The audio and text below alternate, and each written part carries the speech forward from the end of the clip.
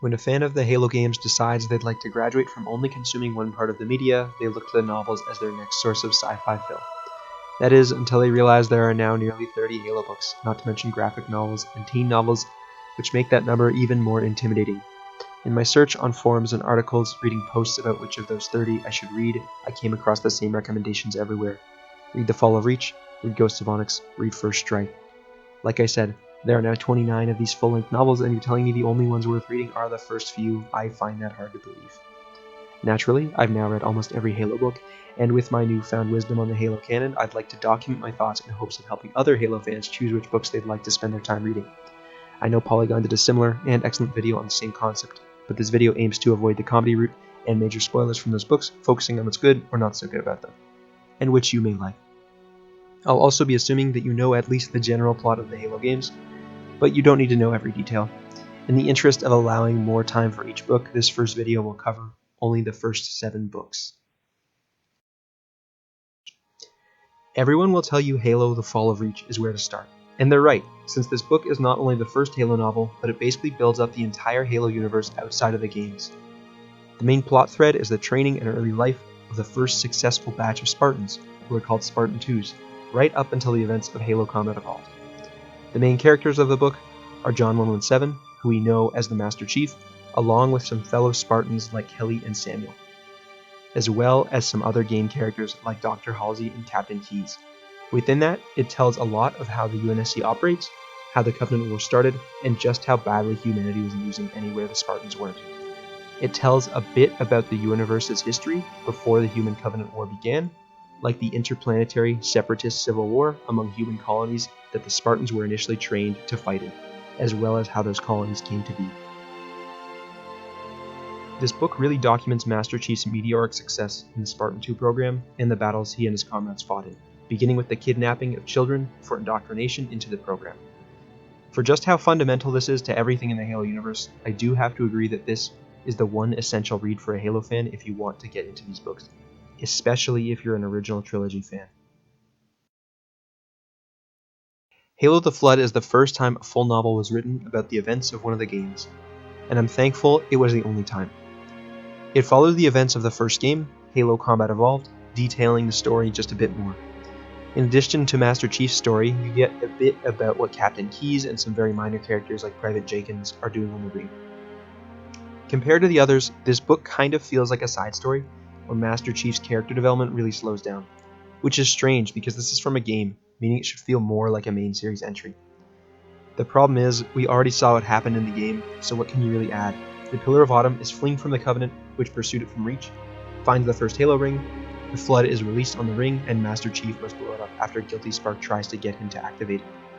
It does have some strengths though. Captain Keyes' journey throughout the ring is told, and unlike in the game, Master Chief doesn't actually do all the work. It's interesting to see how the UNSC organizes itself, and despite losing the Pillar of Autumn after crashing on Installation 04, they still managed to set up bases, come up with strategies, and fight a war. That said, I'm not sure these strengths outweigh the boredom that needs to be endured to reach it. Unless you're really into the Halo universe and want to read every book, I'd definitely skip this one. After taking a detour with William C. Dietz, the Halo series returns to author Eric Nyland for its third entry with Halo First Strike. And the difference is very noticeable. This book covers the events between Halo Combat Evolved and Halo 2.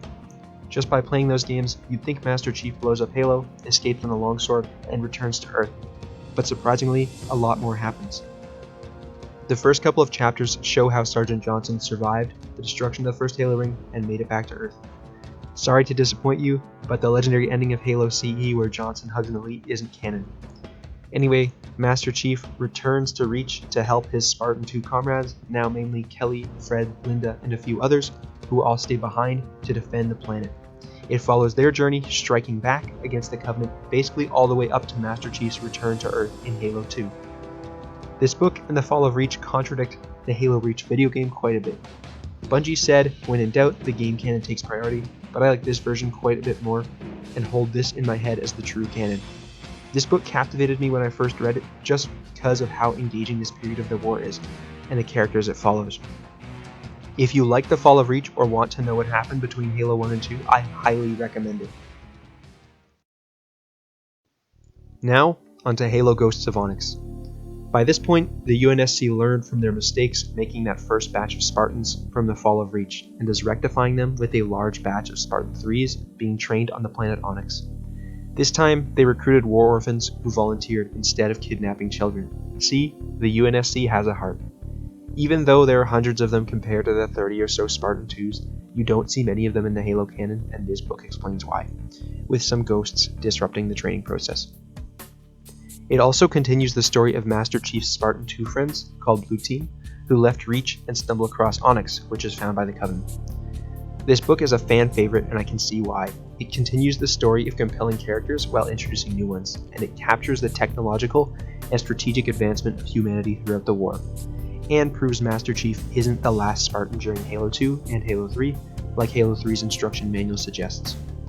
I might prefer First Strike just a bit more, just because that one felt more universe-changing to me at the time of reading, but this book is just as great, if not better. This is one I'd recommend to anyone that liked The Fall of Reach and First Strike who just wants more, but I'd definitely encourage reading those first two first. As a side note, these first few books, basically from The Fall of Reach to Ghosts of Onyx, is where you get all those memes about Spartans in the books doing these insane things like jumping off missiles and succeeding in unwinnable situations. The Spartans still exist in the later books, but they appear in smaller numbers and are usually a part of the supporting cast rather than the main characters.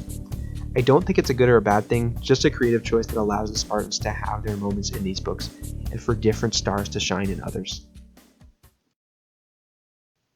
A lead writer at Bungie, Joseph Staten, attempted his first novel with Halo Contact Harvest, which outlines the first contact between human colonies and Covenant ships. As the insurrectionist war between the unified Earth government and its rebelling colonies continues, Staff Sergeant Johnson comes to his breaking point. He can't handle the soured guerrilla tactics both sides are using, and requests to leave the front line. His request is approved, and he's sent to the UNSC's furthest colony, Harvest, a farming planet with no formal military, to train a militia that will defend the colony in case the rebellion reaches that planet. Unfortunately for him, a scouting ship with a few bird-like aliens shows up first, and they start raiding cargo vessels, and it's now his job to deal with it. This is one of the more unique novels in the series, as it's one of two stories written by Staten. Much like you'd guess for a big war like this, the book is more about small skirmishes rather than spacefaring naval battles like those in The Fall of Reach. You get a decent picture of what this civil war is and what it means to the UNSC in the first bit of the book, as well as some actual character development for Johnson. That said, this book doesn't quite make the connection between this depressed, structured Johnson and the charismatic, one-liner spitting Johnson from the original trilogy of games. In my opinion, the main draw of this book is learning a bit more about the Covenant structure, including who the prophets are and why they insist on eliminating humanity. There's this one plotline about a grunt and his engineer friend who are just caught up in it all and who don't want to really fight, and it's my favorite bit here. It's a fun book, but I wouldn't go in expecting some amazing storytelling, as there's just a lot of stuff going on in the 400 pages here. Halo: The Cole Protocol is the second of two standalone stories told during the Bungie era of Halo. It tells the tale of a hidden city built in a collection of asteroids by humans who lost their homes to the Covenant early in the war. At this point, the war is still ongoing, and these rocks, filled with people and clung together by metal tubes, have managed to remain undetected. Mostly. Many of these refugees, as well as some of the main characters here, are insurrectionists, so this isn't fully a UNSC-centered story. This book is about how that city is found by the Covenant and targeted by the Times Army. Stacked up against him are the residents of that colony, Captain Keyes, and Spartan Grey Team, a collection of Spartan 2 soldiers, Jay, Adriana, and Michael. The Cole Protocol is okay.